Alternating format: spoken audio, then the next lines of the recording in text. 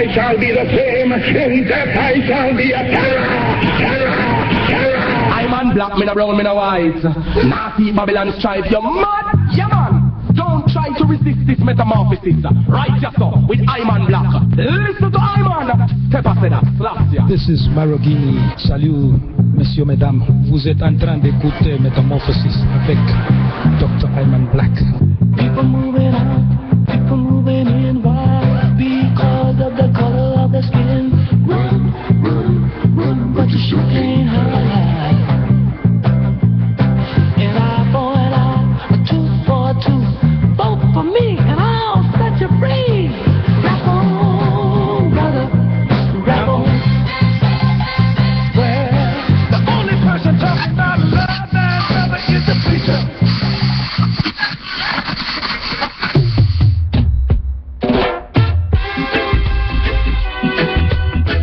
From a cocoon to a butterfly, metamorphosis. There is a life far, far away, where there's no night. People of the world into one vast organization to plant the banner of freedom on the great continent of Africa. If Europe is for Europeans, then Africa is for the black people of the world. Men and women as black as I am, and even more so, had believed themselves right under West Indian order of society. I was simply an impossible man to use openly the term Negro, yet everyone beneath his breath was calling the black man a nigger. I had to decide whether to please my friends and be one of the black whites of Jamaica and be reasonably prosperous, or come out openly and help improve and protect the integrity of the black millions and suffer. I decided to do the latter. There is no future for a people who deny their past. My foreparents, my grandparents, my mother and father did not suffer and die to give me an education to oppress, slight, or discourage my people. Whatsoever education I acquired out of their sacrifice of over 300 years, I shall use for the salvation of the 400 million Negroes of the world. And the day when I forsake my people, may God Almighty say there shall be no more life for you. I unequivocally rejected the racist assumptions of much white American Christianity, namely that God had created the black man inferior and that he had intended Negroes to be a servant class. He was a wooden drawers of water. I predicated my view of man and the doctrine of Imago Dei. All men regardless of color were created in the image of God.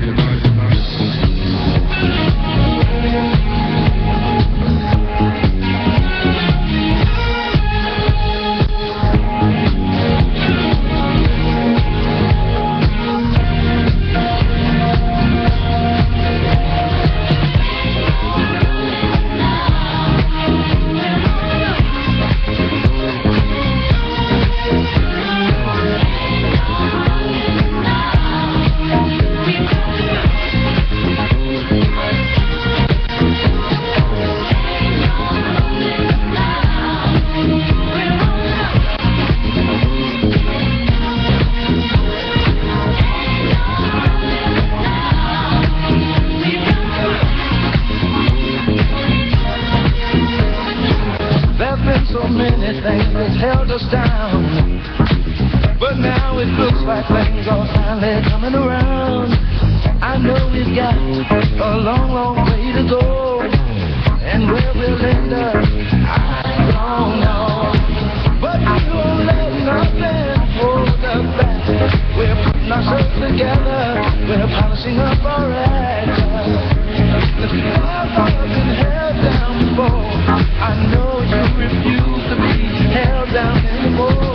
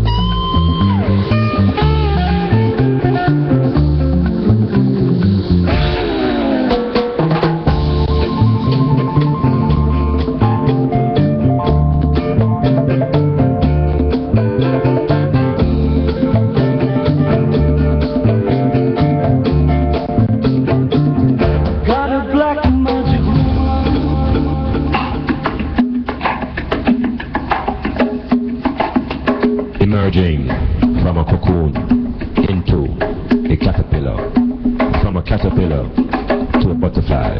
The metamorphosis is here, is live. Metamorphosis.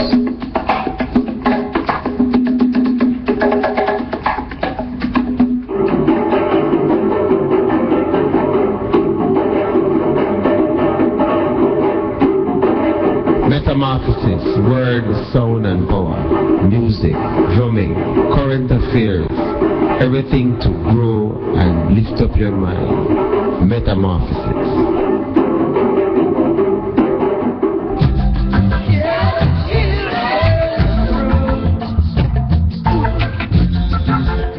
Metamorphosis, creating beauty and stimulating change from a constant supply of relevant knowledge and information.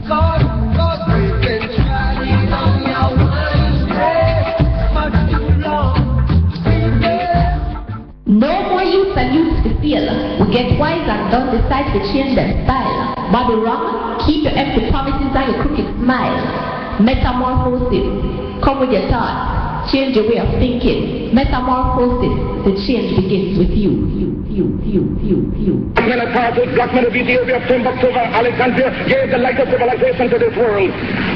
Ethiopia shall stretch forth our hands unto God, and princes shall come out of Egypt. I and I, soft moves by Jah Rastafari. Keep listening.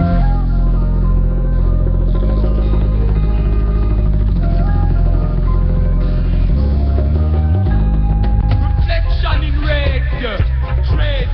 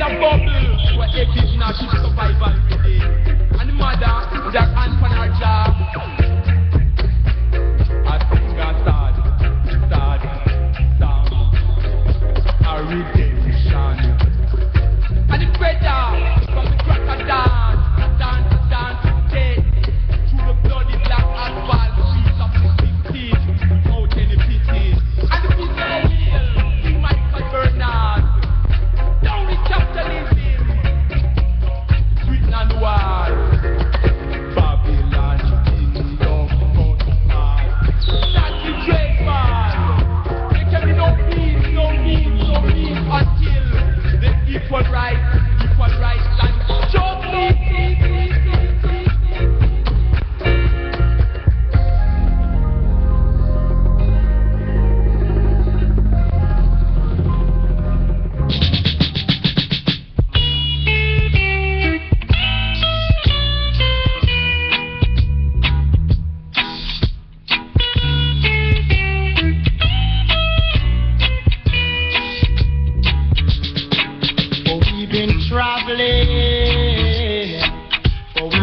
traveling more than 2,000 miles, more than 2,000 miles. Can't get no shady tree to race, can't get no shady tree to race. The sun so red hot, hotter than hot. Let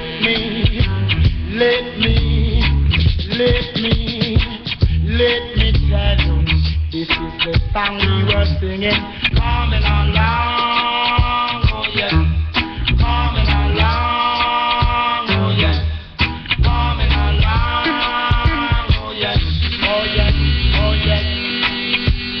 Wappa to the wide, to the wap wap wide, you wappa to the wide, to the wap wap wide, you wappa to the wide, to the wap wap wide. This is the song we were singing. Metamorphosis. Coming along.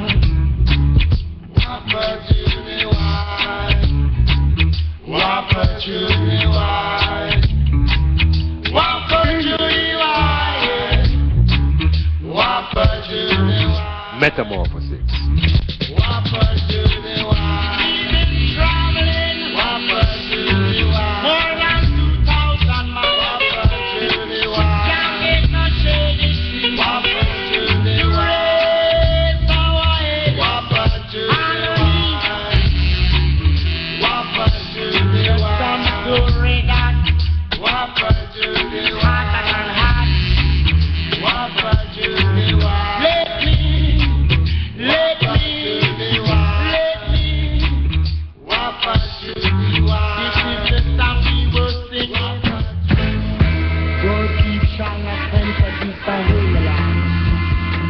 We wise and two man stand, sipping from the full cup of tea.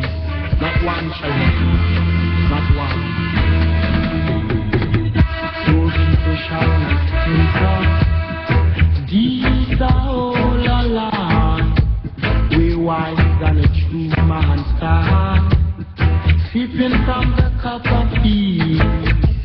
You chant on a Babylon, you chant on a Babylon, you chant on a Babylon, chant on a Babylon.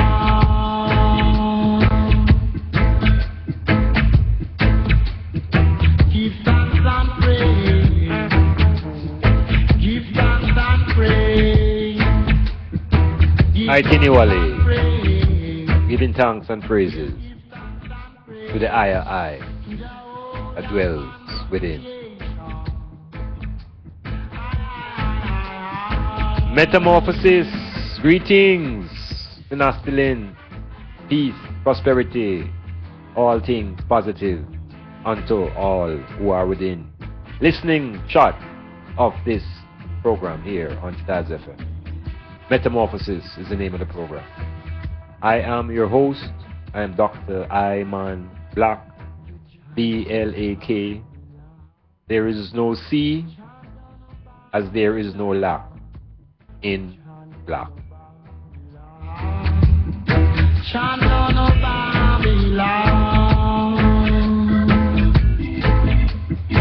Give thanks and praise. Give thanks and praise. Give thanks and praise. Give thanks and praise to the whole man of creation.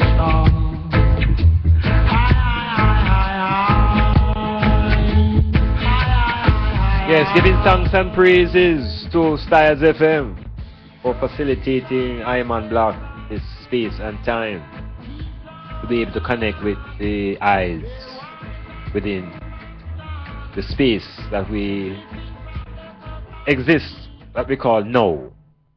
Yes, hail to all ones, hail to the new listeners to the Metamorphosis, and special hail to the committed long-serving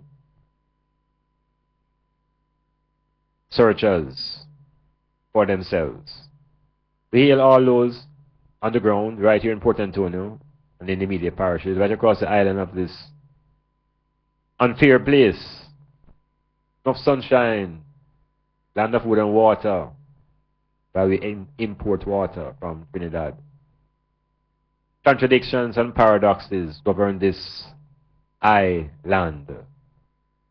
But we have to be somewhere in living, and this is this place that I and I have elected to be.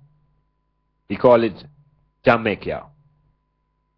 Ancient spot within the Greater Antilles. Enough story surrounding this particular land. So again, we're healing all those who are on the rock, and we're healing those who are off the rock, close by in the Caribbean, in the various continents and spaces. We hail everyone. Give thanks that you are able to find the time to pay a little homage to an attempt to resurrect and to reconstruct self in its greatest dignified way. Metamorphosis, presenting old ideas in new ways, presenting new ideas in old ways, asking all ones and ones who are listening to exercise that sense that is claimed to be common. Why it is common? Because it exists in everybody's head. That sense is the brain. So the metamorphosis encourages the exercise of that sense. It's a sixth sense, it is a common sense. It is the most important sense in terms of organization and direction. So we emphasize exercising the brain. Thinking, and thinking requires the elimination now of fear. Because once fear exists, thoughts become bottled up and muddled, and perceptions become muddled and phased. So this process called thinking is a very, very important process. It is not emphasized much in the school system because the youths are really told that they only have 5 senses, and the 6th sense is never discussed. The 6th sense is the brain, and it is the seat of our consciousness. So the metamorphosis addresses issues that require brain activity. We also try to stimulate the skin, wherein memories are housed. So stimulating self, the organs within our own being, the skin, the brain, tapping into our own memories, reconstructing our story from that African perspective. On the rock here, certain things are in a previous situation. The transport system here on this rock, very, very harsh way for our population to travel, particularly those in the rural area. The corporate area has some nice air-conditioned buses, government buses. Really make you feel as though this is what the whole island should experience. But when you travel rural, images of the slave passage come up into the mind. And I want to share the item, some of my experience, because I travel public.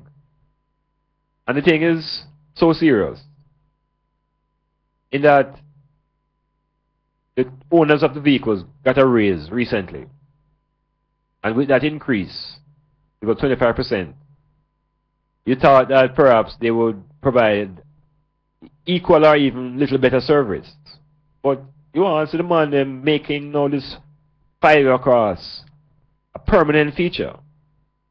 5 across is really you pack 5 people in a seat that is seats that are held to carry 4 persons. So this 5 across thing now, since they raise the thing, that the man them get harsher. So in my recent journey 2 days ago now, moving from Morant Bay to Kingston, got onto one of these buses. And 2 twos, everything was 5 across.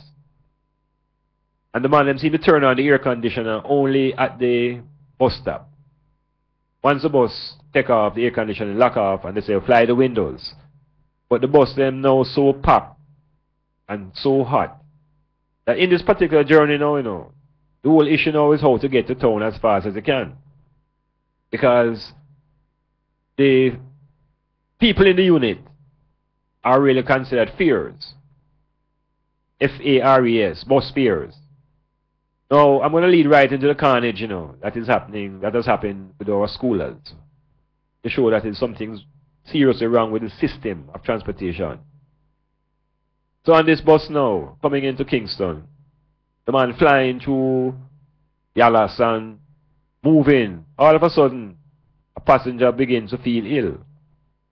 And this woman now is dressed in a student nurse outfit, apparently going to school in Kingston. And she just kind of just pass out. And there's an immediate panic in the bus. The conductor now get bummy. And he must say, open her chest. And when I say, Fanar, and there's a serious concern in the bus. But there doesn't seem to be any much experience. But in the back of the bus there are two nurses. But they seem to be a bit paranoid about the situation. They don't really offer much help. And the bus is going on, but the bus is going faster. So somebody says, slow down. And eventually the driver bring the bus to a stop, and one man noticed that the woman was trying to find a pump. When they searched her bag, there was a pump, and apparently now she was asthmatic, and she got an attack. And people had to get up now out of the 5-seat and make it 4 that she could sit down and lie down crossways and on and on. But I will tell you something. In those moments of great panic, what came to eye consciousness, what came to eye memory, was our journey through the Middle Passage. And the agony that I felt, and what was even more clear in my perception, was that on the slave ship, when the Africans got sick and weren't able to manage themselves, they were thrown overboard. So just think about the amount of black bodies that were thrown into the ocean. Because unlike this present time, we were on the slave boat in Kingston traveling as a minibus. When the person is sick, we can't just throw them off the bus, But there's a panic in everybody's face. Because people glad say it's not them. Because the support system is not here to really support the people in terms of persons. This woman recovered, and she was able to make it wherever she was going. Now, I am saying this to talk about the carnage that's happening on the roads here, what has happened to our school children recently. And the whole argument about taking care of our children is a hypocritical stance. So what the transport system showed me is that when tragedies occur, there's a great outpour, but there's also a great outpouring not only of grief, but of hypocrisy. And the hypocrisy now is from those who are in charge, who know that the things are not in place. Now, as far as I'm concerned, as long as I've been here on this rock, school children have been abused in the public transportation system. Them is the last that can get on the bus. Them get pushed around. They are treated like non-persons, or we deal with what we call schoolers. They are a generation that I'm glad I am not a part of. Because I don't know what would become of Iman if I had to go through what schoolers in Jamaica have to go through. It's not a very easy scenario. So when the bus carrying the schoolers now traveling at 100 miles an hour, that is just being exaggerating a bit. Traveling at full speed with sound system going high. And you say, go on, driver. And the youth are go on and a press. It's all about a fear. Because the driver, the doctor, and the owner, and the society in general don't see people who travel on the public transportation as persons. Them see them as a fear.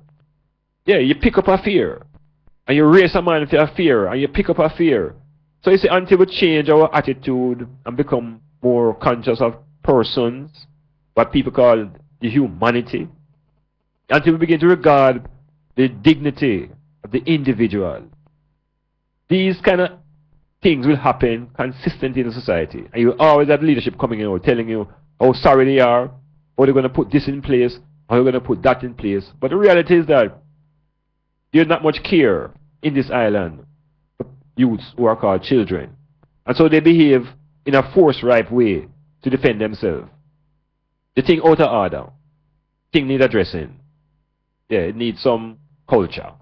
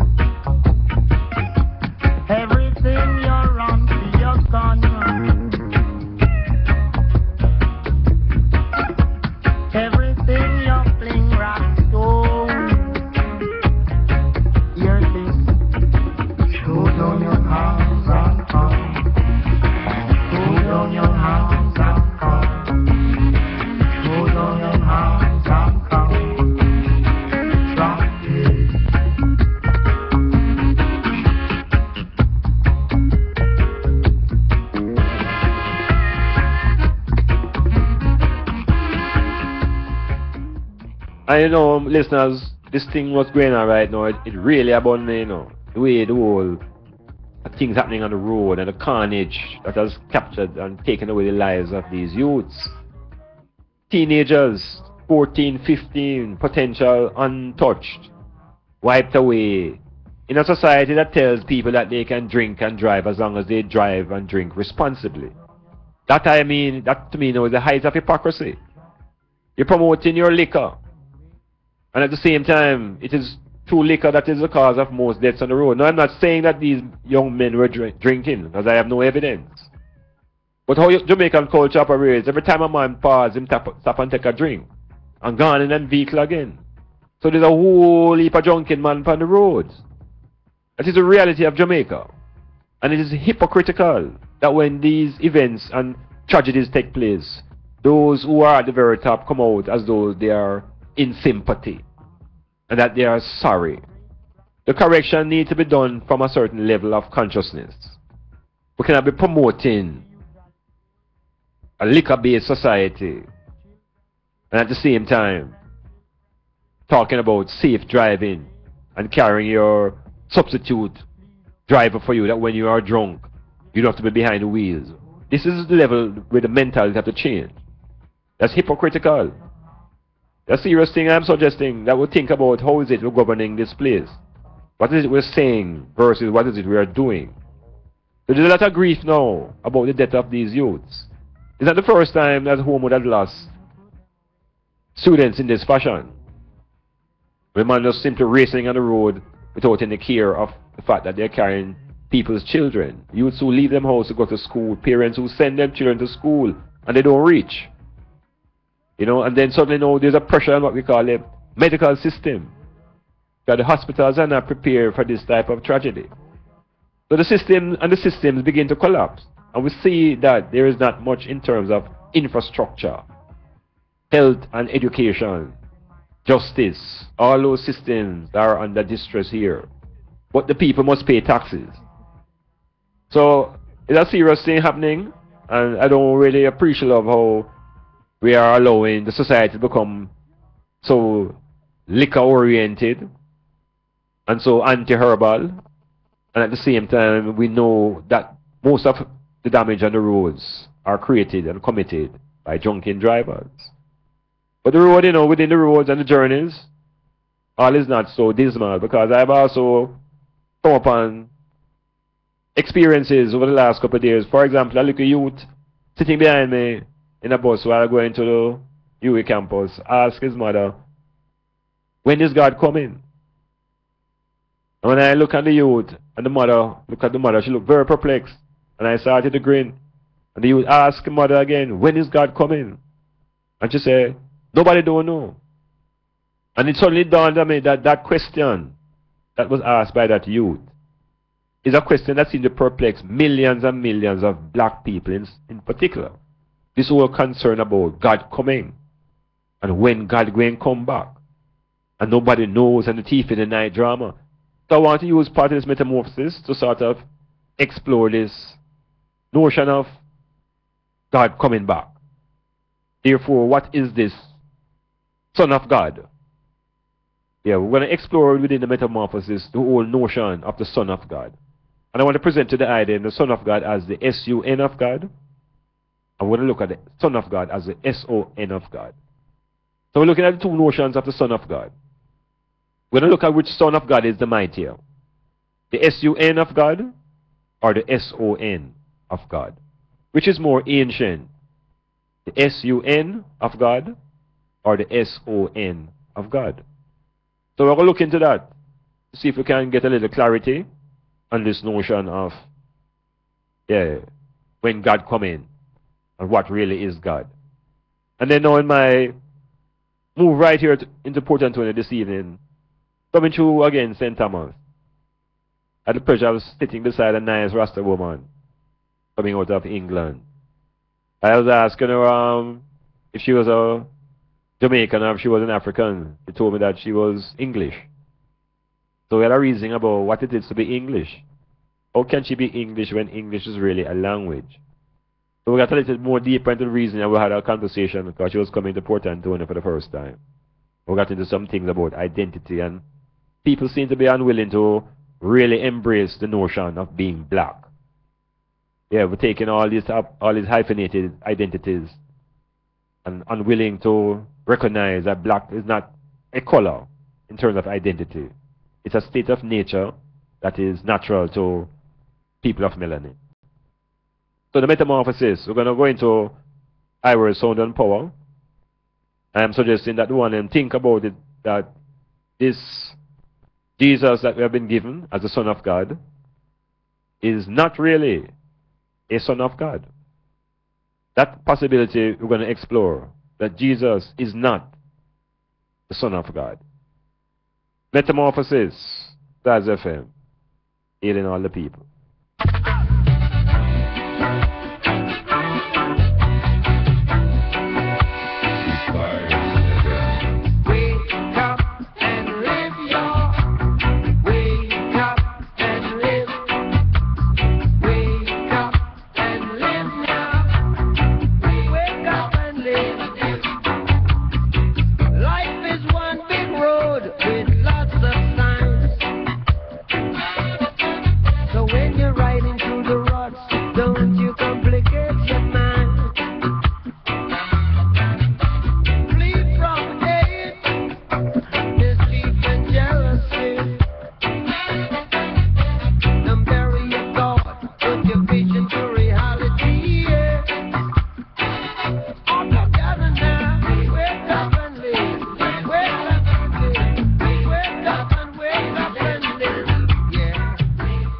I just want to make some early heal-ups before the momentum gets going.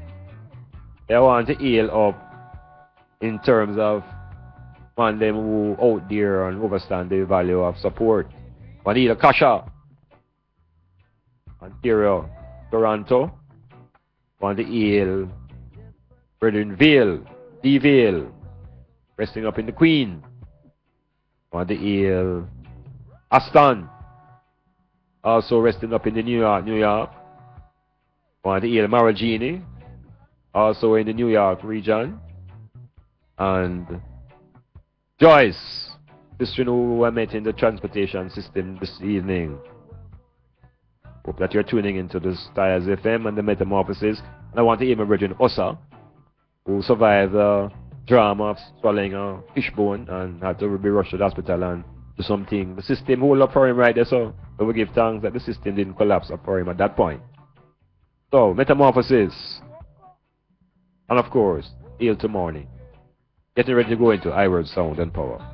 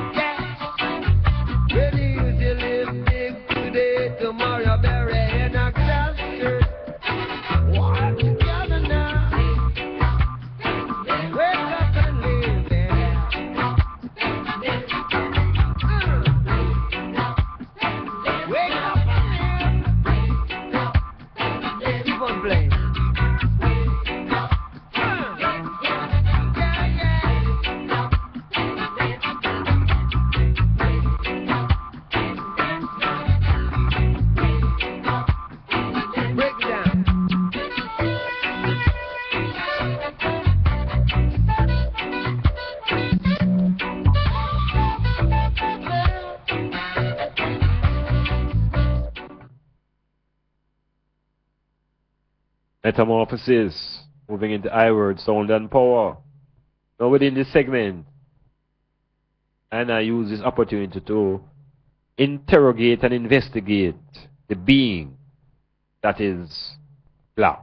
The black being, the black man, male, female, collectively known as man.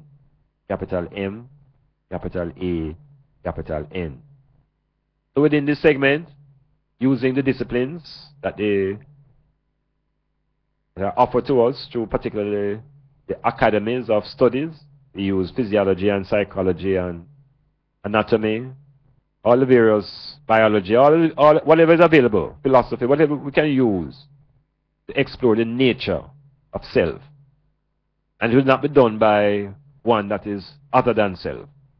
If it's so, then what will be presented is the impression that one has of the I. But it's important that the I gets to understand itself. So it's about man, and the question is, what is man? Not who, but what is man? Now, we can begin by saying, look, this notion of man, this notion of identity, we have to use the realm of physiology to enter this exploration. We have to go into the science of the body, if we go into anatomy, go into physiology. But what's critical is that it's yourself you're going into. So whatever information you gather and wish to store is about yourself, or your body.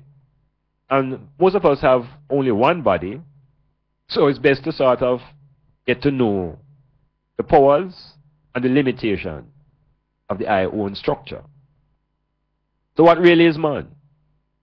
Now, I, as a youth, was programmed as our scholars in the Catholic faith, early. So there's a catechism that they gave us to study, to memorize. And I still remember the definition that was in that catechism about what is man. And it said, man is a creature composed of body and soul and made in the image and likeness of God. That is what I was given as something to make indelible. And obviously it is, because I still remember it. Man is a creature composed of body and soul, made in the image and likeness of God. So we get this now from the Catholic Church.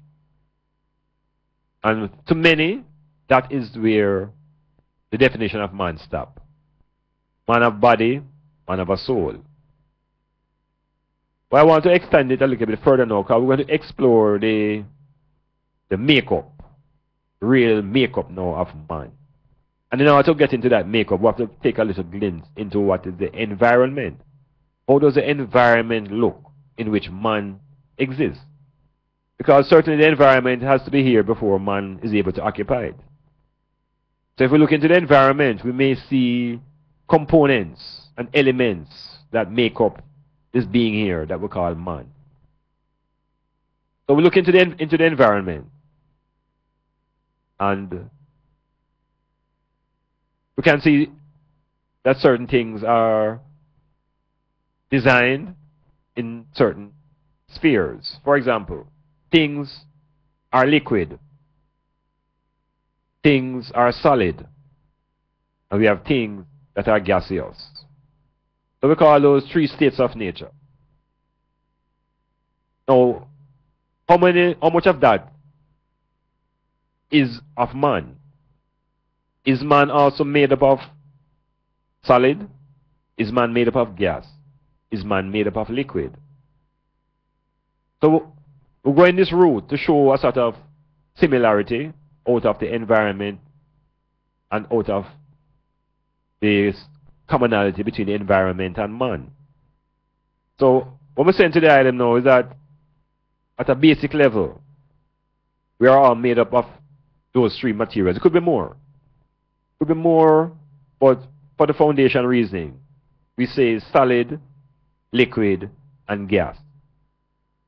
And we can't deny that, because they will also mention that we're not only liquid, we are 2/3 liquid. That the entire body is really 2/3 liquid. Solid and gas would make up the next 1/3. But that's not sufficient because there is also consciousness. And consciousness perhaps is operating in a different dimension. A dimension that we want to call mind. So we say that there is solid, liquid, gas, and mental. The environment now also has a mental state. This is how we arrive at the word environmental. There is a mentality within the environment. And the mentality defined by the response of the animals, response of the plants, the vibrations of nature gives it its mentality. It also has seasons. There are times when the place was cold. There are times when the place is hot. So it goes through its own cycles. There's a rhythm. So within man, there are also rhythms. We have sleep rhythms, we have digestive rhythms. We have all different types of rhythms within ourselves. So man is not just a simple physical being. Man has various dimensions. And when we go even deeper into our own identity, we recognize now that they tell us that the smallest particle is an atom. And that man is really made up of cells. But the cells are composed of atoms, are made up of atoms. So man has an atomic structure. We also know that there are chemicals that operate in the system. There are hormones. So man is a chemical being. Man also is electrical. Man has magnetic properties. So man is not simply flesh. Man is electromagnetic. We have those powers within the notion of man. Metamorphosis. Think about it.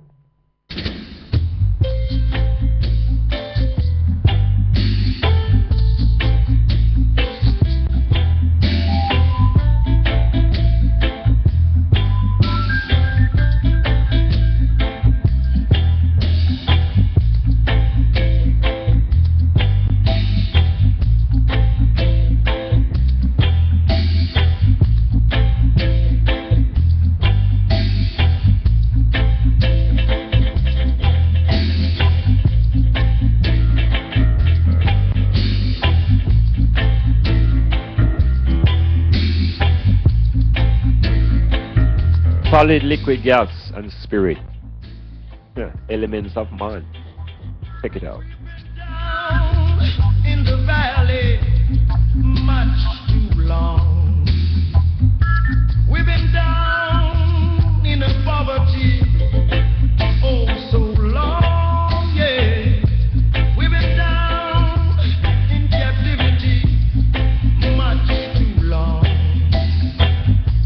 We've been down in humility, and oh so long. Rise and shine, and win your liberation. For now, the time when all nations must be free. So rise and shine. So the foundation of elements and things in the universe are really rest in the atom. And of course, the atom has been penetrated, and we have been able to uncover the proton, the neutron, and the electrons. And the electrons move in an orbit that is not much different from the way the planet orbits the sun. So this vast movement we see at this magnified level between the earth and the sun is being replicated at a subatomic level, at the level of the electron. So the electrons, the protons and the neutrons help to comprise what we call cells. These cells, of course, multiply and replenish themselves. They become tissue. There are glands, there is bone, there is blood, there are nerves. Fundamental makeup of man. So identity, something you have to look into carefully. And then look, as black man, we look into now these specifics. We look into the systems of memory. We look into the system that generates consciousness. The brain and the spinal column, considered to be central in terms of the nervous systems of man. The brain and the spinal column. All life forms that have a spinal column, we call them vertebrates. Yes, a spinal column. Important to recognize the spine. And it's also important to recognize that the spine is what pulls up one of the most ancient life forms, which is the fish. Yes, the fish also is a vertebrate. Fish, of course, is a far more ancient life form than even man. Yeah, so doesn't necessarily mean that man has any dominion over any other life form. Metamorphosis. Yeah, we're exploring through physiology. We've been down in the valley much too long. We've been down in the poverty oh so long, yeah. We've been down in the valley much too long. We've been down in the poverty. So maybe man really evolved from the ocean. Yes, in the way the fish occupies that space. Movement. Yes, a watery beginning for sure. No clay origins. A watery beginning for man. Black man. Original man.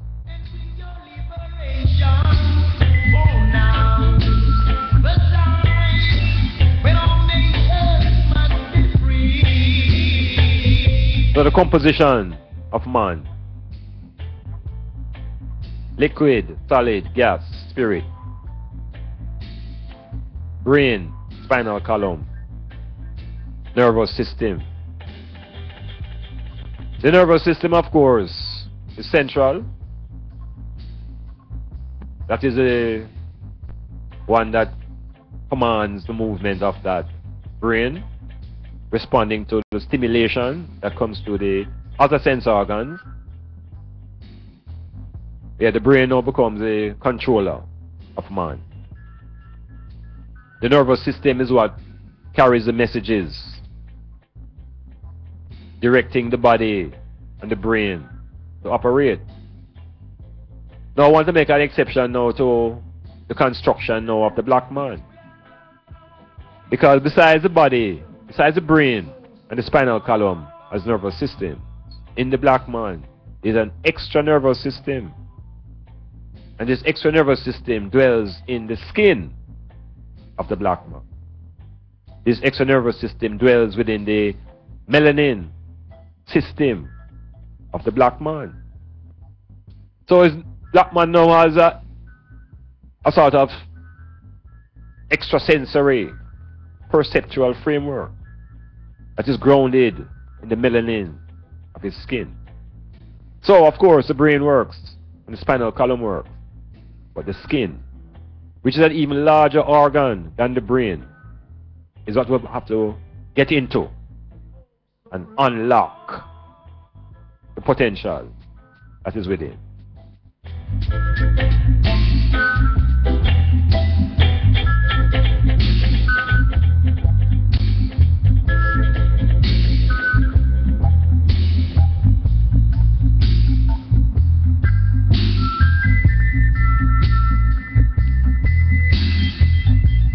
Another important feature in the construction and the examination of man is the blood. The blood is life. It is akin to the ocean. The blood is life. Now, this blood that is so important to maintain the being. Make sure that things are flowing from toe to the brain.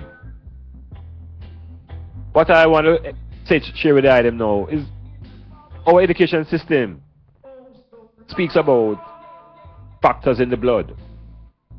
They talk about this factor called the RH factor. RH is the shortening for the word resource. Resource is spelled R-H-E-S-U-S. Resource. And resource is a type of monkey. And what great scholars have told us is that the black people, the great majority of the world's population, they are defining the black people as RH negative. And the small minority of people that control this information and wealth and so forth, they are telling us that the people who have the RH are RH positive. But you see, the RH itself is not positive. The RH itself is a dysfunction. So if you have it, it cannot be positive. I am saying that the people who have this RH factor should be considered RH negative, because the RH is a negative trait. So the great majority who don't have it simply don't have it. There's no juxtaposition in terms of RH with people who don't have it.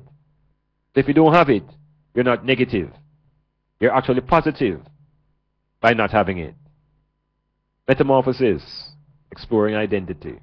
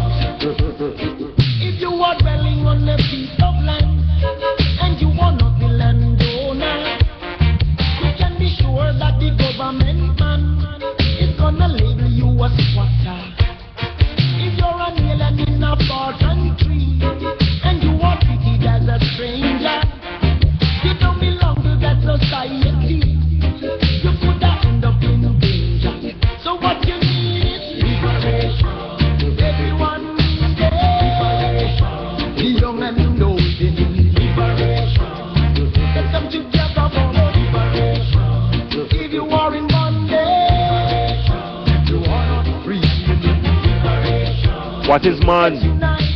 That is the question. What is man? We will talk about man in this context. We're talking about what is the black man. What is the black man? Not who. What does the black man represent? What are the forces that manifest through the black man? So we know about the certain elements of which I and I is composed of. And as we continue to explore self now, all of this is not happening in an abstract, up in the air.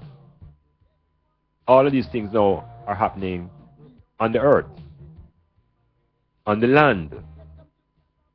Now, in the same way, the body of man is composed of about 2/3 liquid. So it is with the planet Earth, that the oceans comprise about 2/3 of the Earth's surface. So that 1/3 that is left is important now for man to be able to live in a comfortable state. That 1/3 that is land And it is this 1/3 now that the black people as a race seem to have lost focus on. The land. The concept of the land seems to be removed from our consciousness and taken above. That the focus now on black people is the kingdom that is above. So this kingdom that we have been ruling from dynasties, ancient Egyptian, African dynasties, the Mali dynasties, all these dynasties of rulership, we seem to have abandoned that in terms of securing the land. We know that when the Europeans, the Portuguese, and the French, and the various Europeans who entered Africa in the 15th century, we know that they came, and they came in their hands a book. And that book was a King James version of reality, called a Bible. They came with their guns and their swords. And the whole idea was to control the land. So the Africans were told to close their eyes and pray to the Son of God. The S-O-N. This is part of the deception. When the eyes are open, the land was controlled by the Europeans. And we were left claiming the kingdom of God, which was in heaven. So the understanding, the overalls, the importance of land. We're going to have to shake off some of that Christendom type of ideology, suggesting that the earth is not an important place and that the black people are only journeying through. We're just passing through, heading for this place that nobody knows when and nobody knows where. We have to reconsider that part of being a man, part of being African, part of being black people is understanding the value of our land. We have to claim the land. We have to reclaim the resources that are beneath the land, losing the fear about this devil that is under the ground. We have to throw away those kind of superstitious beliefs and begin to recognize the importance of power and the importance of land. They tell us again in our teaching, schools, that the three most important things are food, clothing, and shelter. That teaching is totally backwards. So we end up walking around just talking about getting enough food and trying to fill our belly. When if you reverse the order and recognize that shelter is the first and most important need, then you begin to sight up the value of owning land. So if we turn around the program, we have to stop thinking about food first. We have to begin to start thinking about land first. And when you have the land, we can easily recognize now how we're going to feed ourselves. So there's a revolution that is needed within consciousness, recognizing what is man, recognizing the powers of man, recognizing the strength and the characteristic of the black man, possessing an extra sensory perceptual system that becomes the largest sense organ in his body. Can you imagine if him turn it on? Full blast. Metamorphosis.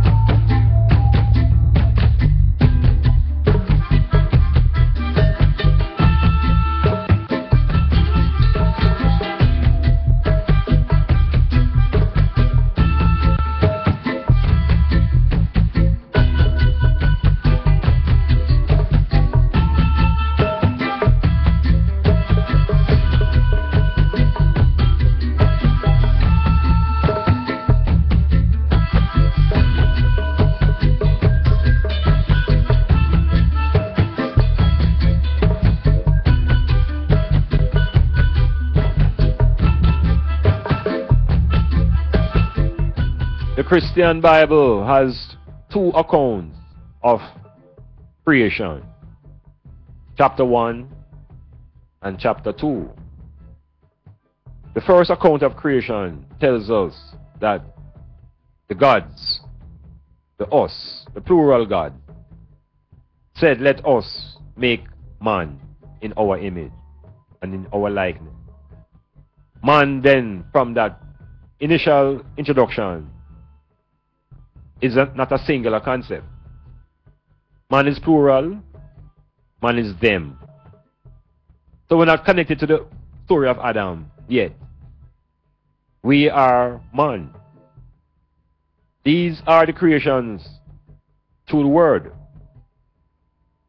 And out of these creation, we're given the orders to manifest, to replenish, and to fulfill creation through procreation.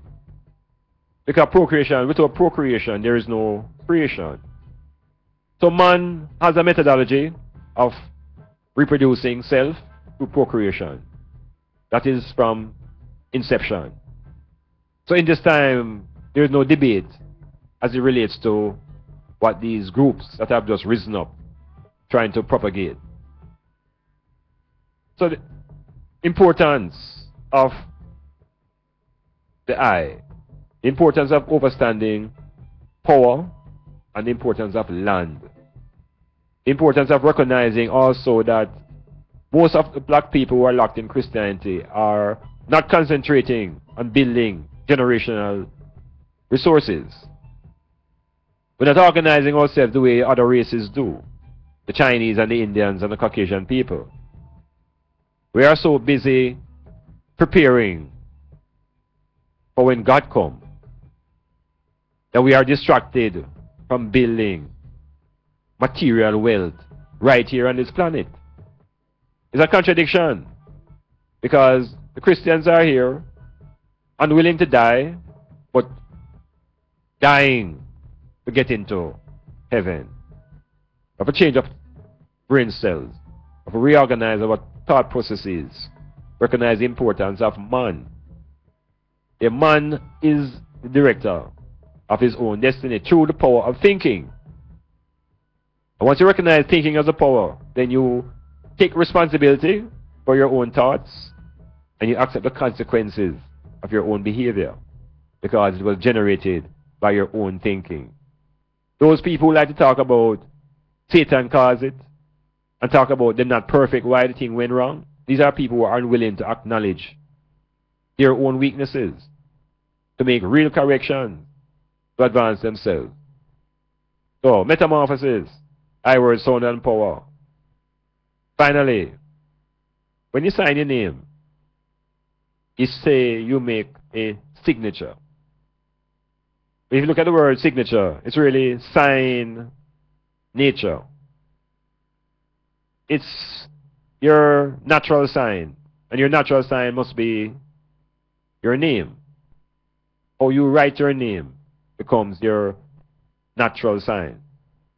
So, signature. We all have our signature. But you know that you have a man who can thief your signature. You have a man who can copy your signature.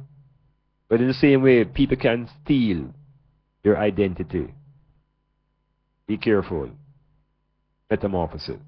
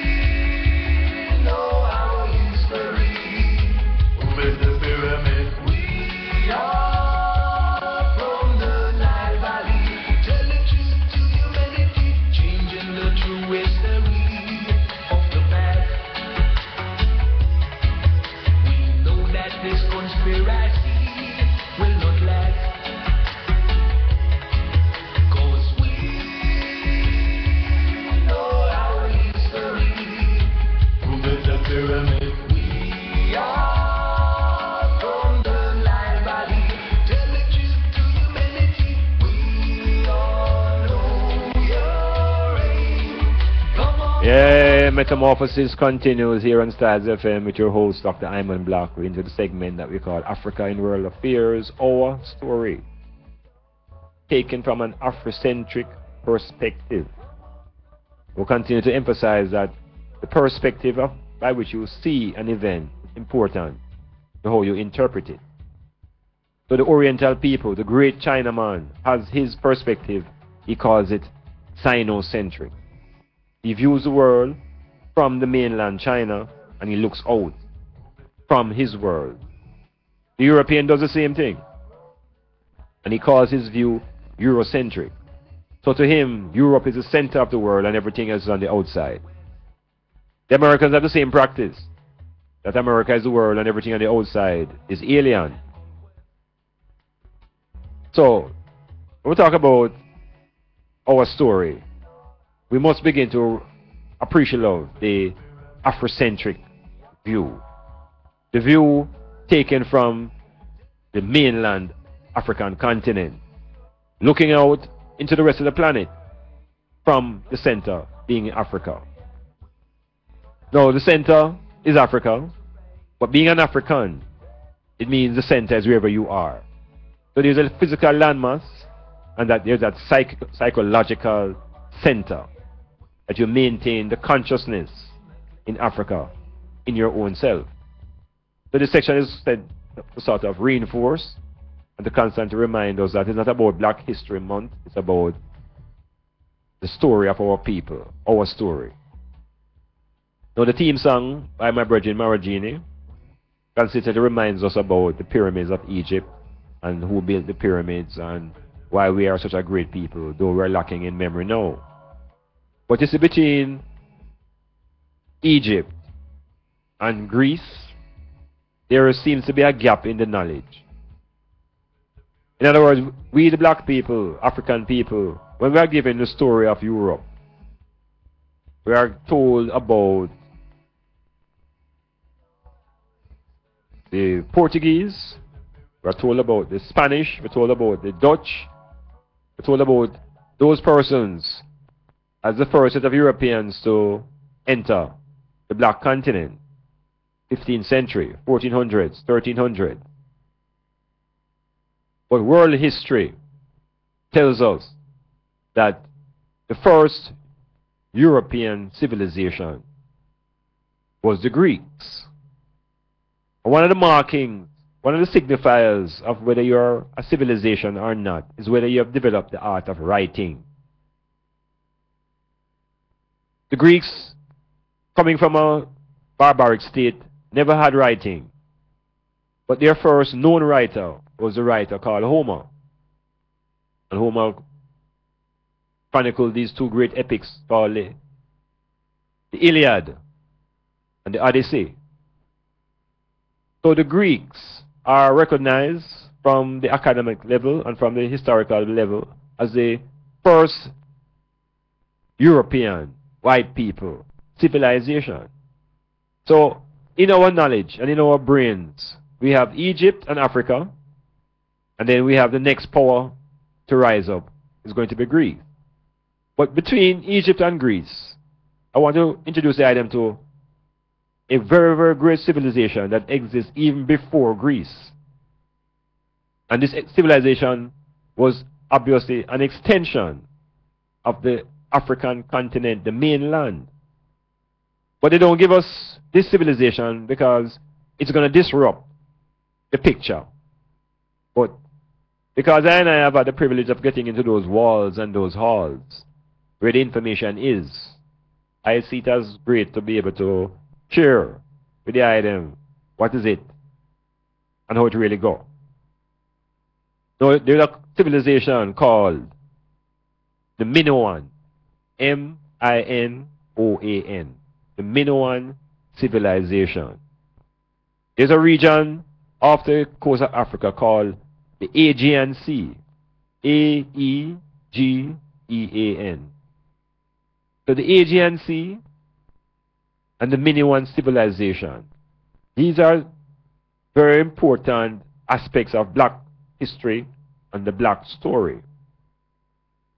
Because these civilizations were prominent, and the earliest inhabitants of these civilizations that were really farmers, they date these civilizations to be as far back as 128,000 years before the Christian era. So I'm going to say 128,000 years before the Christian era. There's no Greece yet. There is Africa. But we're now speaking about a civilization that's going to rise up on the island of Crete. C-R-E-T-E. They speak about the Bronze Age civilization that rose up on the island of Crete. But they don't make you know whether these people are really black people. They just talk about them as people.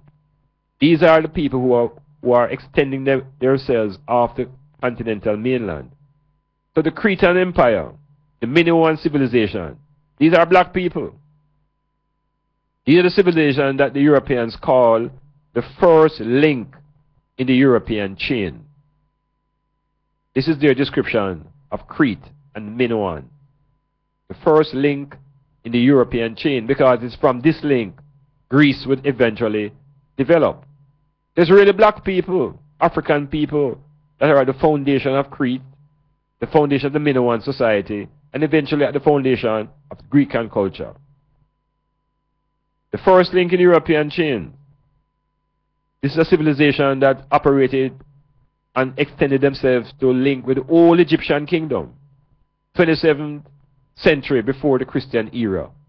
We need to wake up, those who are locked into the Christendom, speaking about the world being 6,000 years and Noah's flood washing over the world, all that allegorical mythology.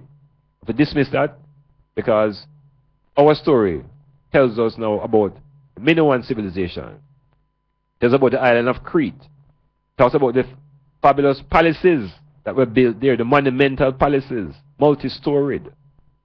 Built by whom? Built by what nature people? I'm saying black culture, expansion time. Open up a brain cell.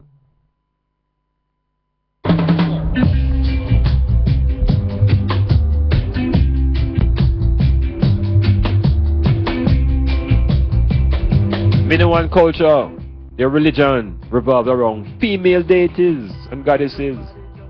From them time there, may I tell you.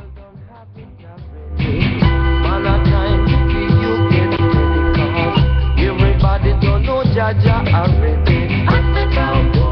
We're coming to take it. Boy, boy, boy, boy.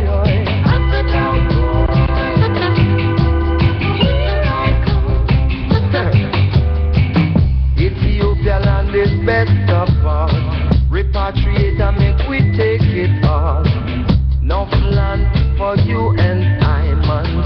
Work hard and make we do it in a yard. We're coming to take it. Oh, oh, oh.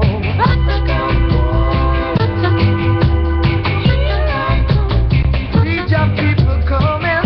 When we go there, we not running. Jaja knows it. We have to get it. When we go there, we not running. Jaja knows it. We have to get it. Africa have some real nice people. When you reach there, I know you will see it. Africa has been psychologically split up in two key areas by the Europeans. The vast African continent from south to north. All of a sudden now we hear that there's an Africa that is below the Sahara. I don't know how they got south to be below the north. So there's a concept now of sub-Sahara Africa, and there's a concept of Mediterranean Africa. Here it is. And what the Europeans are trying to do is claim that Northern Africa is not Africa, because that section is what is dominated by mixed races of people. So it gives you the feeling that this so-called below the Sahara is the black people, and above the Sahara are the non-black Africans. These non-black Africans now are really another way of calling themselves white people controlling Northern Africa. So this is how Ethiopians This is how they try to claim Egypt. Europeans try to claim Egypt as a part of the Mediterranean, a part of Europe. When the Mediterranean is really a region that was controlled by the Africans. It's really the African Mediterranean. So the identity struggle continues. And the impression is that Africans who live what they call below the Sahara are black. Therefore, they are not intelligent. Therefore, they are inferior. And on that now is added the dimension of Christianity and Islam. And a lot of the countries in northern Africa are Islamic. So the battle for the land then is set up between Islamic forces and Christian forces. And the pawn in that struggle is the African black people. An awakening is needed. No.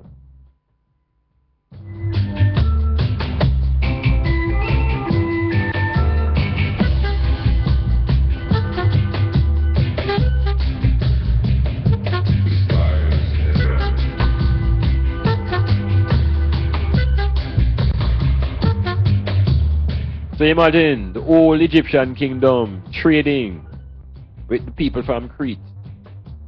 Trading happening amongst the black people long before there was ever any such thing as Greece. Long before there was any such thing as Rome. We have the Minoan society, multi-storied building, palaces, architecture that is matching stuff that is happening on the African continent itself. Is one people, one black people, being made to think that they are a minority. But in reality, the melanin people are the majority on this planet. When you go to North America, you get reduced not only to the minority, but you get redefined as an alien. Alien minority. In the reality, within the concept of the planet, it is African people that really make up the majority. And we understand that there is a minority race or group. But there's no oppression. There's no attempt to wipe out anybody. So the African people don't have these type of genocidal thoughts. It's all about harmony. It's all about living with nature versus fighting against nature. State of nature in Africa different from the state of nature in Europe. Metamorphosis, claiming Africanicity, claiming African identity, claiming blackness.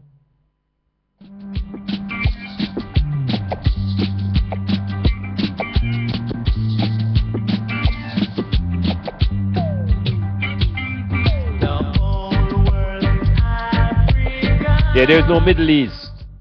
It's Africa. The whole thing connected. Particularly before the great tragedy that shifted the planet and moved continental masses apart. But the whole thing, yeah man, the whole thing.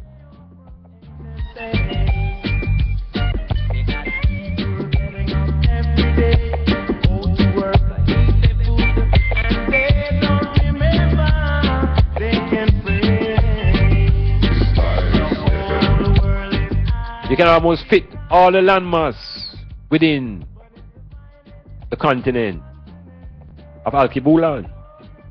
Yes, all the other pieces of earth can be fitted into Alkebulan. So, overstand the power and the might of Alkebulan.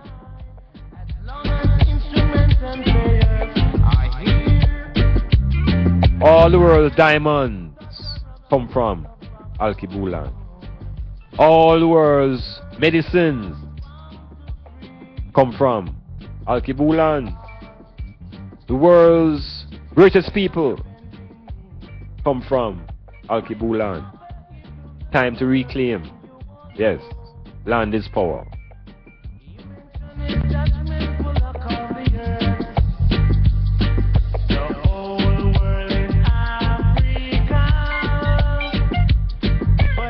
We have qualified Africans, neurosurgeons going into Europe to do menial tasks. And we have minimum skilled white people going into Africa, getting good jobs. What's going on?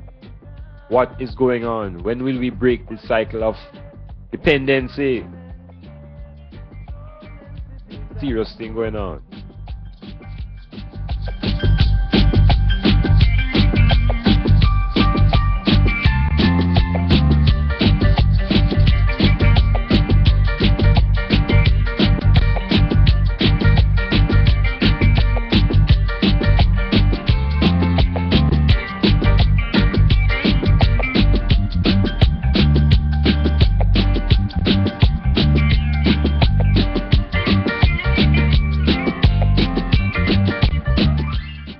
Yeah, we're still looking into Africa now. I want to engage the item now in a little thing that have I man very perplexed.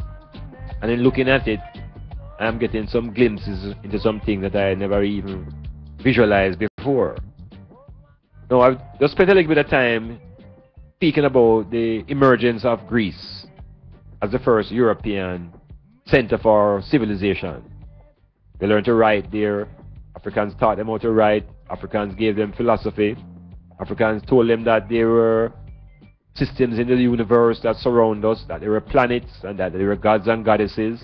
Gave them a whole thing. And so the Greeks were able to build on that and create their own gods. They named them different. Named them Zeus and Apollo, and all of it is just a memory, a sort of imagery of what they had seen in Africa. So when the Greeks finally got into Egypt, they were able to attend the universities, and they were able to sit at the feet of the great black scholars there and teachers. So we know that from that time, hundreds of years before the Christian era, that the Greeks, as Europeans, and the Italians or the Romans had entered Africa. But when we get the education around this side of the Caribbean now, we hear that it's really the Portuguese and the Dutch and those people, Vasco da Gama and Francis Drake. These are the first set of Europeans to enter Africa. So we have two different stories now. We have the Greeks entering from the BC era, and now we hear that the first Europeans who enter were the Portuguese in 1400. Now, I'm looking between that gap, and in between that gap, what is revealed to I is that these men who came in 1400, this Vasco da Gama crew, this Columbus people, this Ferdinand and Isabella, these people who came into this African continent, they could not be considered to be the first Europeans, because we have evidence of the Greeks and the Romans. So who were these people? And what is it that they brought to Africa that created such a confusion in African people's life? The Greeks came, the Romans came, and Africa was basically still intact. But when these other persons came, what is it they brought that really, really disrupt African life? And in searching and looking in between, you know what I cite up? Them come with an ideology. The ideology that them come with, it never sounds strange to us as black people. But there was something alien about it. And what these Europeans came with was an ideology about, not about God, you know, because I didn't know about God and goddesses long time. So that never phased away when them started telling us about God. But you see, when them started telling us about the Son of God, this now is the introduction of the alien ideology. Because I as black people, we always knew about the gods and the goddesses, but we never know about no Son of God. The only Son of God known to black people was the S-U-N of God. And that S-U-N of God, we used to call him Ray. Maybe that's why in Jamaica we talk about so much Ray, and Ray and Tay, and Ray Tay Tay. The Ray in a way. And the ray is really the feeling that we get from the sun. You feel the sun rays. It's spelled R-E. Some people spell it R-A. So, this alien ideology of the Son of God is what I want to explore in the next section of deconstruction of the mythology. Because this S-O-N of God has suddenly come and has overpowered the notion of the S-U-N of God. And I'm asking all those who are listening now, thinking to yourself, which Son is the most powerful? The S-U-N of God or the S-O-N of God? Because all black people know about the Son of God. We actually call the Son of God Amun-Ra. We actually had the Son of God as a central deity. There's also the mythology of Osiris, being the Son of God now, S-O-N of God, because Osiris was considered to be one of the first gods. So we have sought out the story. We are looking in between, and we're looking betwixt and under, and I trying to sort out what is it that these Europeans, these Portuguese, these Dutch people, what is it they brought? And I'm telling them, think about it, is the Son of God. Is the S-O-N of God catchery. And we have lost the power of the S-U-N. And we have all become followers and slaves to this idea now of a S-O-N of God. And to make matters worse, this S-O-N of God looks exactly like the slave owner. Metamorphosis, deconstruction time.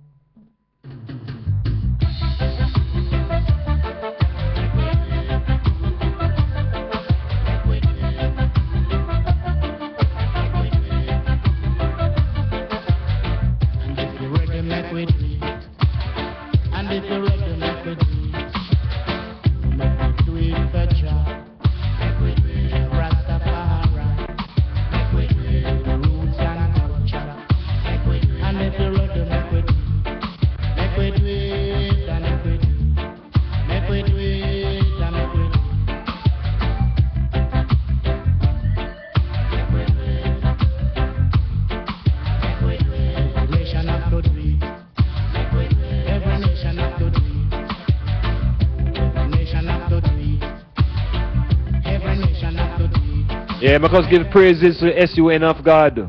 Yeah, the almighty S-U-N of God. And there are millions of sons that belong to God. When I get into Genesis and talk about when the sons of God met the daughters of men, meaning that there are several sons of God. So this notion of this one son that has captured our imagination, it is an allegory. It's a fiction. Expiration time.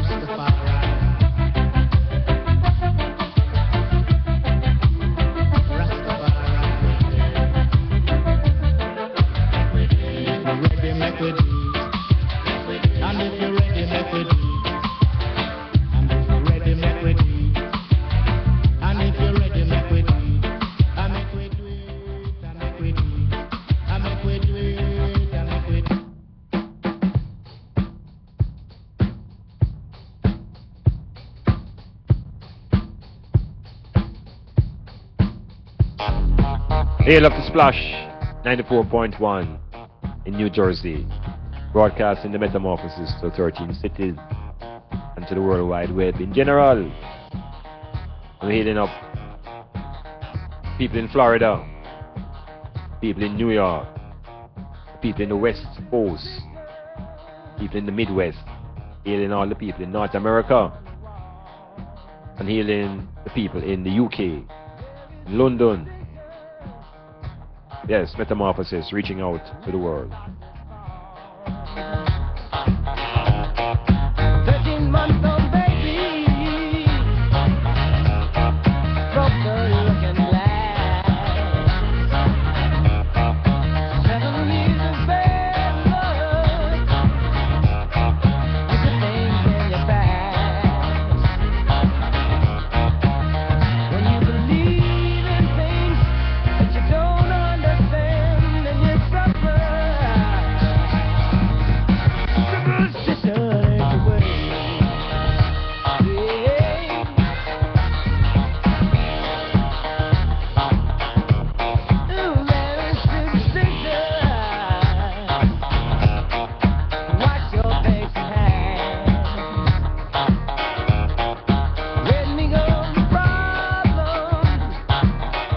Well, deconstructing the mythologies, we explore the allegories and the myths and the fables and the nursery rhymes, all the various devices of English language and literature. Some of it alien to I and I still, of that language called English. So many persons fail at the examination level, at all levels of our educational institution. Very, very tricky language for very tricky people. But looking at the book that gives us meaning, the book that has been given to the black people for their own so-called benefit, people think it's a good book. People think it's the word of God. So this book here now has in it some important stories. And the story that we really want to look at, of course, is not going beyond the first chapter. We're looking at the nature of the myth of creation. Because a lot of persons are overwhelmed and mind-boggled about what is it that takes place and took place and how did this thing happen and where it come from and where it's going on. It seems a perennial question in our cultures, this notion of a creation. But the African people now, brought up out of our own space, ripped away from our creation mythologies now, we have been forced to believe into the creation that has been given to us in the King James book. We're forced to believe it. And many of us have lost our lives in trying to tell back a master, say, we don't believe in it. So it become forced. Now we are exposed to a little bit more knowledge and wider communication systems. We can examine it. We hear about a God that has going to engage in a process called a creation. So then we are given the book, and the book is called the Genesis. Genesis really means the beginning. But before we even go any further, I want you to recognize that the Genesis has about 50 chapters. That I think is totally ridiculous. Because once you leave Genesis chapter 1, and even chapter 2, you're no longer in the Genesis. You're now speaking about people and their lives and their story. But because we read the whole thing of the Genesis, we put ourselves in the story and try to connect ourselves to all these various groups, whether they are real or imagined. But how does the book begin? It's called the first book of Moses. And Moses is this character now that we must bow down to and pay homage to him and consider him to be our savior, the first savior, because he saved us from ourselves in Africa. He came into Africa and took us out, and we ran with him. So he became the first lawgiver. The second lawgiver, of course, is Jesus the Christ. So these two lawgivers have been imposed on the black people, and under both of them ideology, we are controlled by this book called the Bible. But it states in the very first pages that in the beginning, God created the heavens and the earth. And the earth was without form and void, meaning empty, and darkness was on the face of the deep. And the Spirit of God was hovering over the face of the waters. So when we get to verse 3 now, then God said, let there be light. And there was light. Now, in interpretation of this first command of letting there be something, light suggests that it was the sun. Because it continued by saying, and God saw the light, that it was good, and God divided the light from the darkness. So we can assume, based upon the story, that God called the light day, and the darkness he called night, and so the evening and the morning were the first day. So the story telling us now that in the first day of this creation, the sun is created, along with the heavens and the earth. If you jump across to verse 14, it tells you that God said, let there be lights in the firmament of the heavens to divide the day from the night.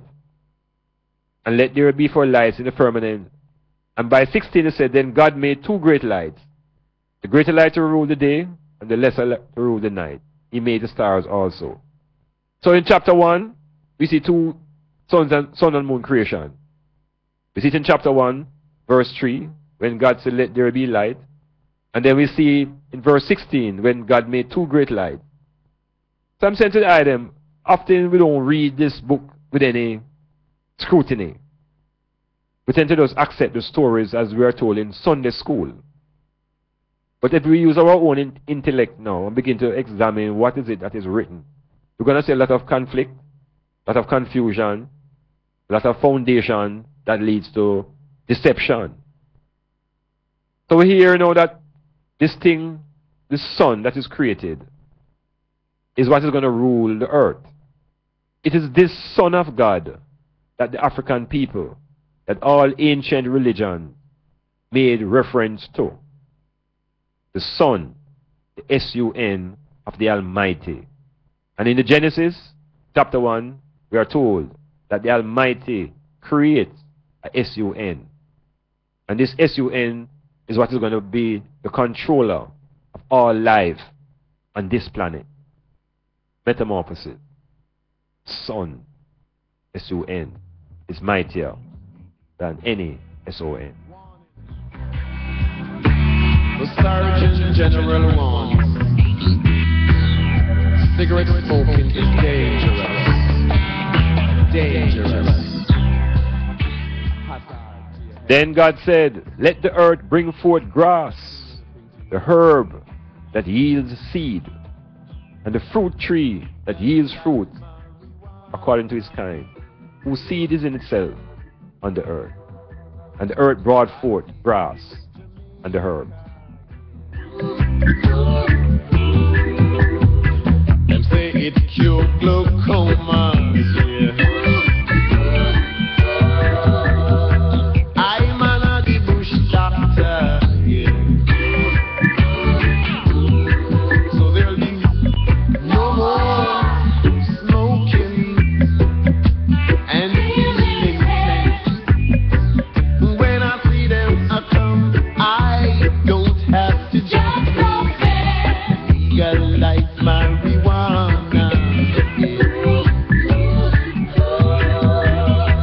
down here in Jamaica. And the earth brought forth grass, the herb that yields seed according to its kind, and the tree that yields fruit, whose seed is in itself according to its kind. And God saw that it was good. It was good that the earth would bring forth herbs. Herbs. Herbs. And God saw that it was good. Down here in Jamaica, yeah.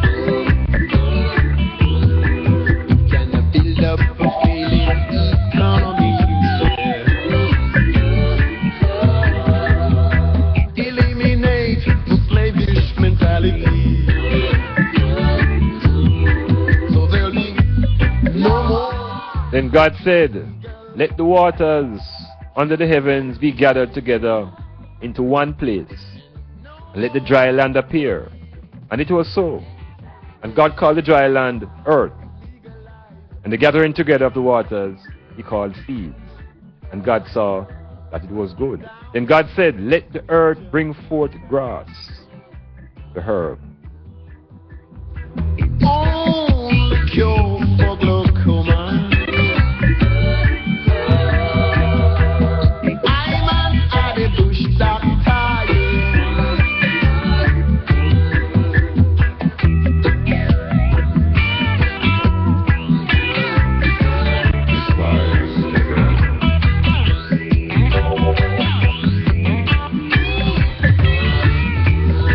and there'll be no more need to smoke and hide. When you know you're taking a legal ride, so legalize marijuana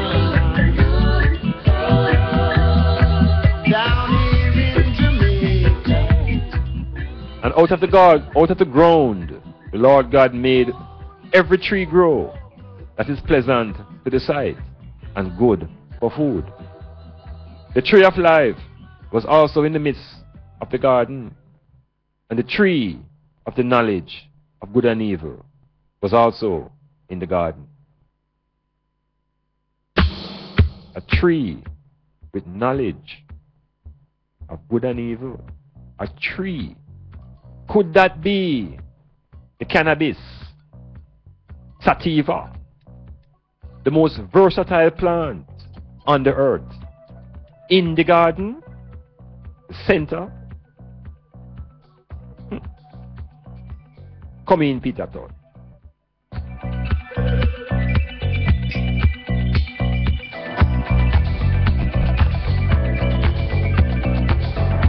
A God-given plant, the most versatile plant in the Garden of Eden, the cannabis sativa, free of nature.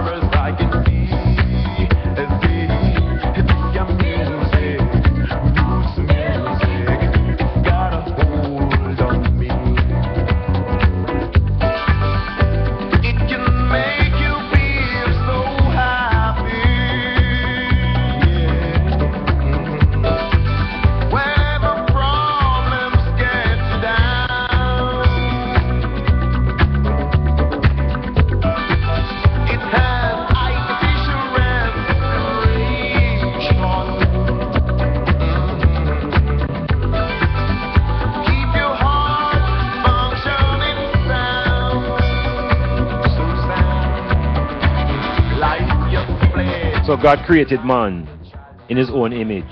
In the image of God, he created him. Male and female, he created them. Then God blessed them, and God said to them, be fruitful and multiply, procreate, fill the earth,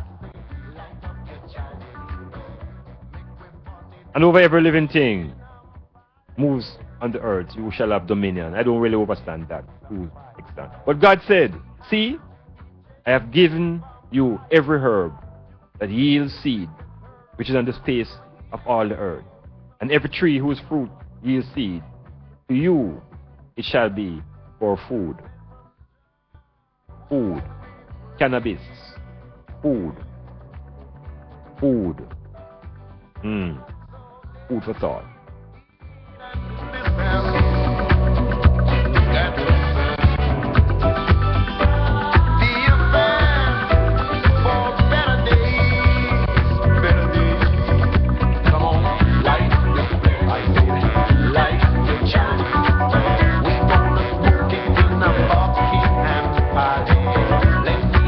And the Lord God commanded the man, saying, of every tree of the garden you may freely eat, but of the tree of knowledge of good and evil you shall not eat, for in the day that you eat of it you shall surely die.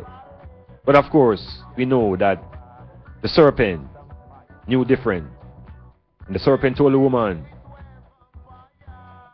that you will surely not die. For God knows that in the day you eat of it, your eyes will be open, and you'll be like God, knowing good and evil. Cannabis sativa, opening the eyes to know good from evil.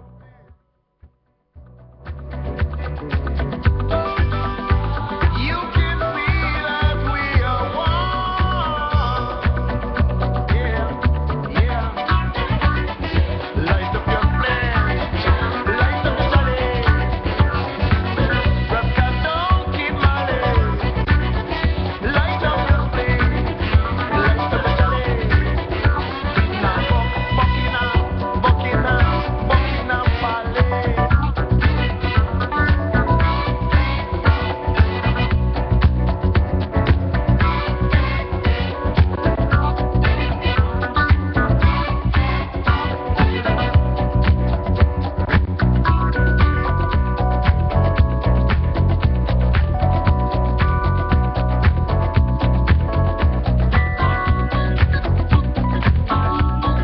How can a tree have knowledge in it? Or is it the ingredients of the tree help to stimulate knowledge that is within the eye?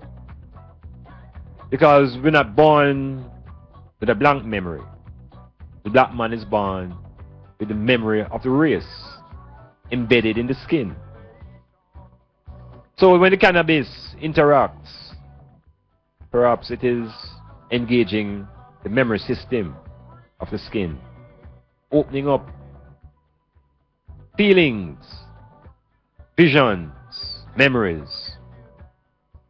The cannabis sativa in the Garden of Eden, created by the Creator, to give man oxygen, to give man food, to give man medicine.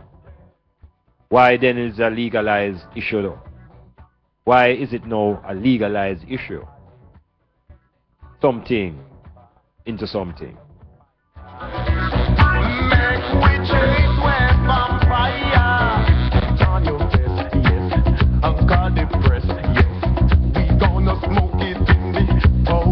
Congress, let me a Rizla, let me a fire. We are gonna chase where vampire. Light up your split.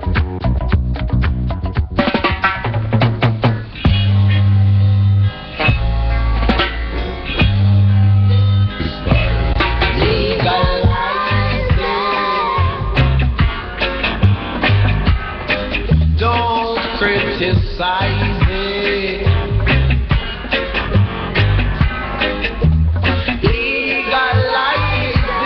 Now the great cannabis sativa has these two members of his family, the hemp and the ganja. The ganja, we know it's all about medical, it's about health. It's about mental health. Yes, it's about helping to deal with mental health, the ganja. It's about physical health, helping to deal with glaucoma. It has a pharmacological system of assistance it can give to I and I as a people. So the time to legalize what they call medical marijuana is here. But I don't want ones and ones get distracted and begin to celebrate this illusion of free. Because to have health facilities requires research money, and it's really the top of the line industries that are going to be able to capitalize on this legalization of medical marijuana. So the focus then for our own liberation ought not to be the ganja at this point, ought to be on the family member that can give us wealth. Yes, the health is one thing from the ganja, but we want to create now some wealth from the hemp. And it is the hemp that needs to be industrialized, not even legalized. We need to industrialize the hemp. Yeah, we need to transform the poverty. We need to change the environment, creating working situations that are meaningful. Because working in the society is supposed to give you honor. But when you have to work for less than minimum wages, it's a dishonorable task. And so you do it with no sort of energy, no sort of vibration. So the ganja plan, this new rise about legalizing medical ganja. If everybody get caught in that medical ganja wagon, we're still going to remain poor. Because no wealth is going to be generated that's going to reach the base of the society. But you say the hemp, we begin to get money from the base up. All that is required is for the middle manufacturers to help to put the infrastructure in terms of equipment in place. But the labor force is here, the land is here, and the willingness is here that we transform this society into somewhere that is really habitable. That 1 million Jamaicans can just come home and feel welcome. Yeah, there was a 1 million man march to Washington. We need 1 million people movement into Jamaica. Yes, so let's transform this place, lift up the efficiency, and realize that this place can be a better organized place. The metamorphosis, looking at the importance of cannabis locating it in the Garden of Eden, realizing say that fruit when them eat, when Rasta man say more heat up a chalice, yeah man, heat up a cup. The same way when I eat up fruit, long time. Metamorphosis, StylzFM, I man, lock, in studio.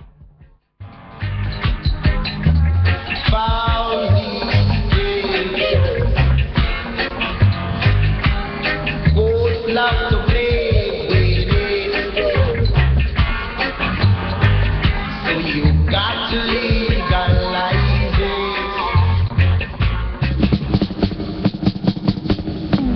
More Peter Tosh. Yes, he has just been given the OM. This is the man who get enough broke up from police and beat up for advocating usage of ganja. Peter Tosh, Rastafari, leading the struggle, taking the abuse for the many to feel the benefits.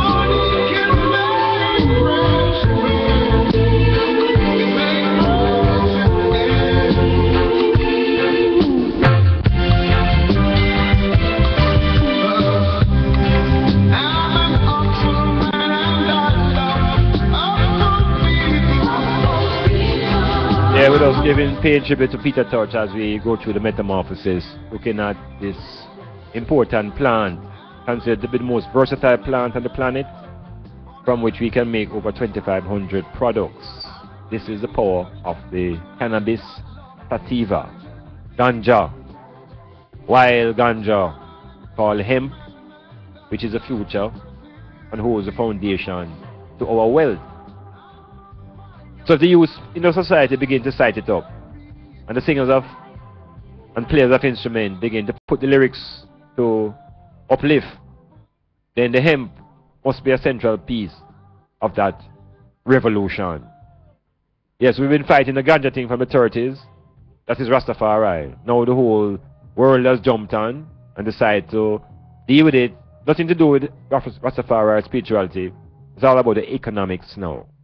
But if it's about economics, then we should focus fully on the hemp. Get a crop every 3 months. You can get up to 3 or 4 crops a year. We can allocate areas of Jamaica that will concentrate on creation of certain hemp products, certain fibers, paper, rope, oil, butter. Too much to ignore. and we ignore it, as they say, at our own peril. So the transformation can come by decriminalization of the ganja, taking people out of the court system because of a spliff, and it can improve through the industrialization of the Indian hemp. Hemp is the way forward, people. All them banana man and sugarcane man, them out of business and can't sell their products because of globalization and the intrusion of foreign products at a cheaper price. We need to wake up and smell the ganja and free yourself. Run with the IMF. Build up with economy. Economic liberation to the industrialization. Hemp.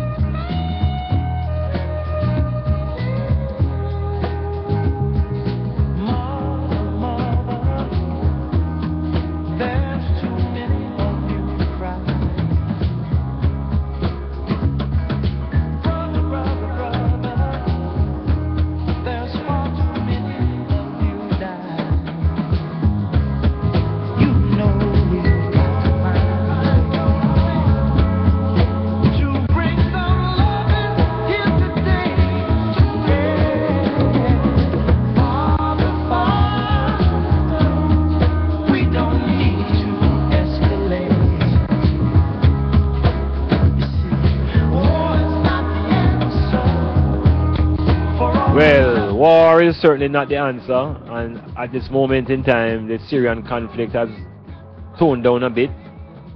Toned down to the extent that the United States Secretary of State is now in actual conversation with the Iranian foreign minister.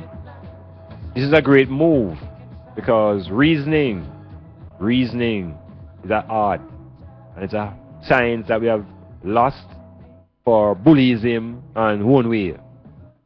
We have to return to the reasoning. It is a reasoning that built ancient civilization. It is through reasoning we can come to what we call a compromise.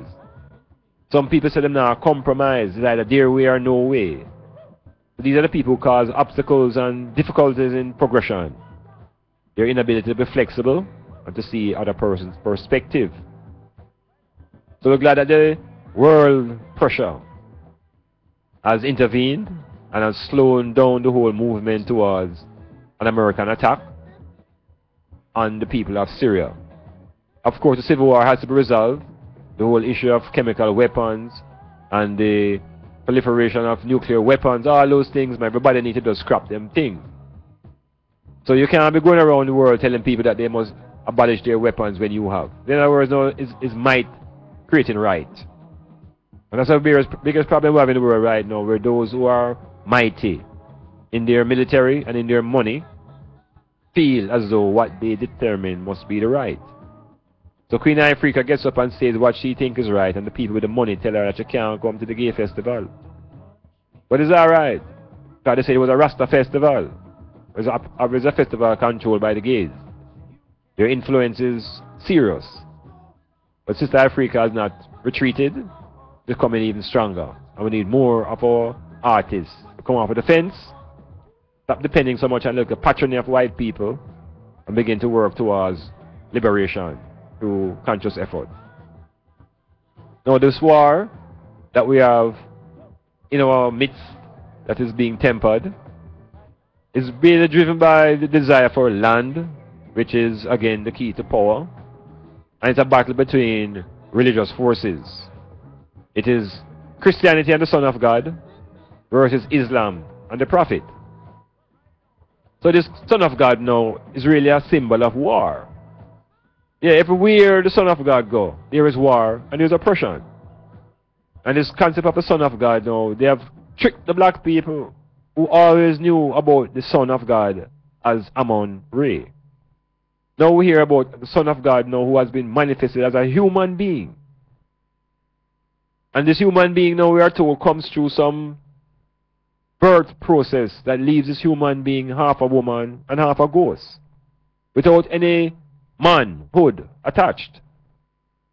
And we find that this Son of God, as given to us, is either a fornicator or a bored man is either a man who had no sex at all, or if he did have sex, he would have fornicated because he never got married. So when we examine this Son of God that has been pushed upon us, forced upon us, forced into the black family, that the Son of God now has overpowered the black man himself. And the Son of God now has more power in the black man's household than the black man, and the black woman turns to the Son of God for her protection because she said the black man can't protect her. It's a serious situation and I in as a people, psychologically and mentally. So when you castrate and ostracize the black man, that he become invisible in front of his own woman, then now you can introduce the Savior. The Savior is long-haired, blue-eyed, blonde-skinned, European. He is the Savior. All our black women and all the black men who follow in those black women. Metamorphosis. Let us return to the S-U-N of God.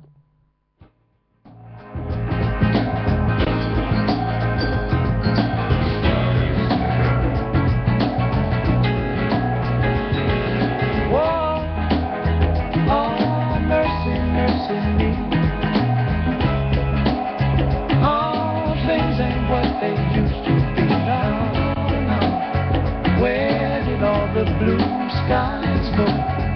Poison is the wind that blows from the north and south and east. Oh, mercy, mercy me. All things ain't what they used to be. No, no. Oil wasted on the oceans and upon our seas. Fish full of mercury. Mercy, mercy me.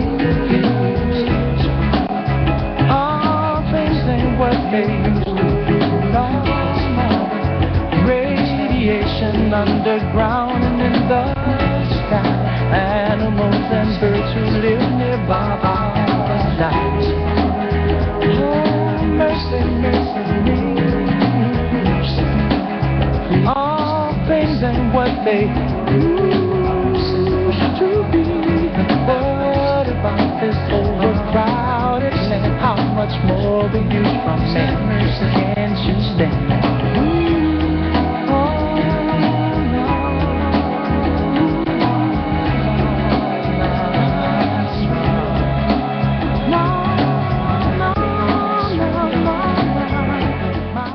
Yes, the world is moving on.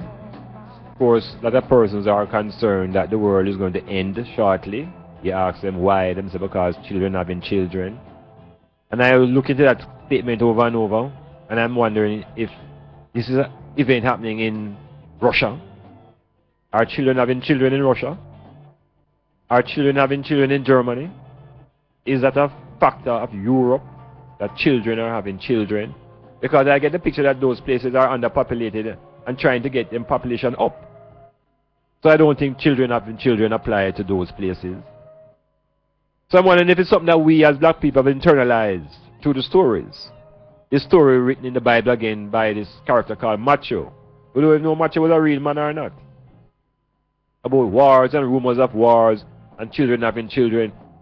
Our population are using those two things as a sign of the times that the world is ending. And I want to tell them something about the world and the gases and the elements that make up this world, that they have always been here. And they will always be here. Oxygen, hydrogen, helium, nitrogen, the things that compose air and water. These things will always be here. So when people talk about the world coming to an end, and something coming out of the sky to restart the world, these people are living in fantasy. Fantasy life. Nothing realistic about it. But some people rather put their heads under the wing, or like the ostrich, stick their heads in the sand and live in the valley of hope. So, we're saying to the ones and ones now, in this time, as we look at the world unfold, we have to take stock of ourselves. We have to take stock of our own talents. We have to take stock of our potentials. We have to start up our relation. We have to find ways to upgrade our relations. The first upgrading needed is the relationship that you have with yourself. You have to be less hostile to yourself. You have to be more peaceful with yourself. So unless you achieve these things with yourself, it is very likely that you will not achieve these things with others. So within this moment, as the times get harsher in economics, and as we pay more for taxes, we have to begin to focus more on our eye. Yeah, the spirit eye that is overpowering and omnipresent within the mind, within the body, within the skin. So we talk about soul and the metamorphosis. We're talking about the skin. So when a man says, try and save your skin, the same thing as saving your soul. Metamorphosis, locally. Rise and never fall. Tell them, say, boom. What they gonna do when enough of them not true? Say what they gonna do, them get slow, yeah. Who do you think you are? We're living in a small world. As wicked as you think you are, we're living in a small world. As bad as you think you are, we're living in a small world. As tough as you think you are, we living in the one on them. Alright, that day will come when I stand and see all those wicked men in the fire getting burned. That day will come when they will try to escape and there will be nowhere. So when will Jamaica have a proper transport system for our schoolers? Yes, man, a lot of hypothetical talk, you know, but in the reality nobody really cares because these students represent only a bus fare. The attitude must change for this island to lose some of the crassness and the harshness that we have towards each other. So a lot of these students, these schoolers, I really empathize with them. And I think each parish, the JTA, the ISA, the Ministry of Education, Ministry of Transport System, all of these bodies should come together to find a way. Because the argument is that the children are our future. So, if this is how we angle our future, then we don't even have a past. Yeah, because we're actually wiping out all things once there is no generation on to come. So the roads, my problem in Jamaica is the drunken driving and the legitimacy that is given to drinking in Jamaica and the fight against smoking. And there's global evidence of the destruction of drunken driving. Yet in Jamaica, yeah, you know, drinking and driving is like fun. A man come on the road and take skill. Yeah. And then when the youths are missing, which other island hear about children missing so regularly? It's not about just about carrying them on the road, you know. It's the general national attitude towards young people. There's an attitude that them is a viper, generation of vipers. And so there's an attempt by the elders to separate themselves from these youths. And in the separation, there's greater alienation, greater distrust, and less harmony in what we're calling our society. So maybe we should begin to redefine these youths and cut out these vipers, my vibration. Because they've just come again with a Bible. A Bible talk where we're calling these youths generation of vipers. A Bible talk. And if you call them that, they shall act it out. So we must recall and re-examine what is it we're putting on our youth. But we're cussing the youth them and talk about young people this and young people that. And creating this gap between yourself and the people who are young. Be very careful, adults, as you try to, what you call, chastise and to, you know, punish young people. That's not the way forward. You could try and engage them in some reasoning. Yeah, let's engage them in some reasoning. It is the way forward. That day will come when I stand and see all those wicked men in the fire getting burned. That day Rastafari. And I saw an angel ascended from the east. Greater respect is needed for Rastafari. Forever on this island. Until that happens, there will always be distrust. There will always be war. The Rastafari is the foundation of this culture. It is the edge of the liberation. Yeah, it is the force that is creating things to make black people become aware of them black self. The opposite to what Christianity tries to impose on you. And the Son of God within Rastafari does not look like the Son of God from the European. The SON of God of the Rastafarian is an African. The SON of God of the European is a blue-ear, blue-eyed, pale-skinned character. So if you need a SON of God, what should be the choice? SON of God that is in your image and likeness, or the SON of God that is an alien looking? You choose. For them go rape, them go rob and them go kill and steal. All a try eat all another man heal. We no deaf, we no dumb, we no blind, we go feel. One man was murdered, so bend the seal.